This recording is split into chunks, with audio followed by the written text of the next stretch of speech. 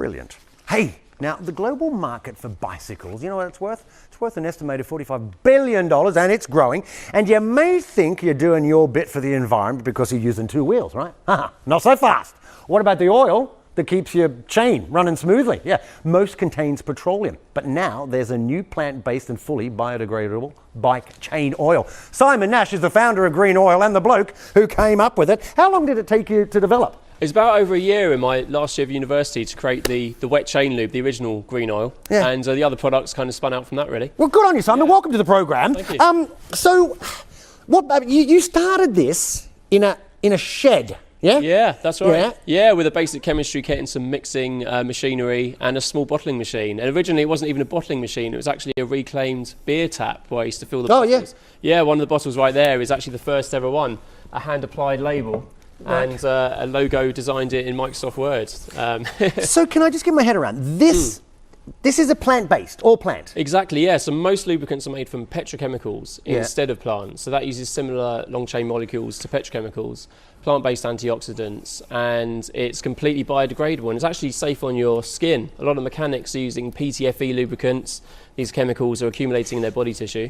And but it does what it says on the bottle. It's an oil. It lubes that. Exactly, around 200k between applications in mixed weather. So it really does work as well as being eco-friendly. And I think with a lot of green products, you really can be eco-friendly and perform as well. So I'm not much of a cycler. I used to be when I was a kid. But so yeah, obviously it's for the chain. Absolutely, it's for the chain. I'm not doing any mechanics down here. Don't you worry. The directors are up in arms. What made you, when you were riding this thing, because this is all you do, right? You ride your bike. I love it, yeah. What made you think I can come up with something better? Well, you know, I was riding my bike through a river called the River Quaggy, and it's kind of cement for a long part of it. It's kind of an industrialised river, and it's good fun, and I was getting covered in water, and I said to my friend, I feel bad, my chain oil is probably going in this river water. And I looked for an eco-friendly alternative, and there was nothing out there. A lot of the brands didn't even bother to have recycling information on the packaging.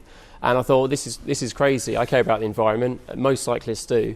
So I created an alternative. Now, you say there was no alternative, but won't people go PTFE is biodegradable? Well, that's right. There's a loophole in the law. So a lubricant only has to be 60% biodegradable to say biodegradable on the packaging. And some of my competitors have been using PTFE, which makes a carcinogen when it's made and isn't biodegradable, and then saying the lubricant's biodegradable. And then my bike shop customers go, oh, well, we're selling that product and it's biodegradable. But it's not. It's not, right.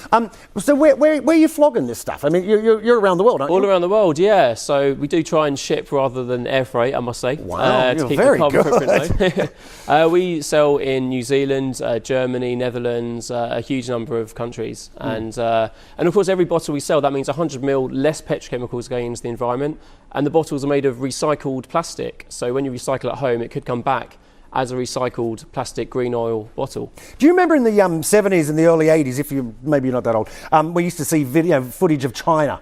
There were hundreds of millions on their bikes. They've now switched to cars, unfortunately for you, because that would have been a heck of a market. Can you think of China, though? Yeah, I'd love to sell to China. In fact, I understand the middle classes there are actually getting into sport cycling like us, doing cross-country mountain bike races. So they've got rid of the kind of the commuter bikes and they're getting into sport riding. And it's a shame, it should be like the Netherlands there still, really. Cycling's good for people still.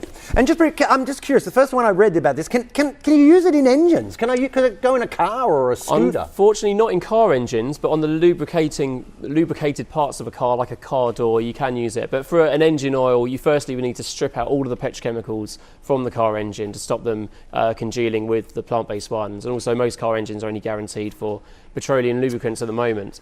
Right, okay.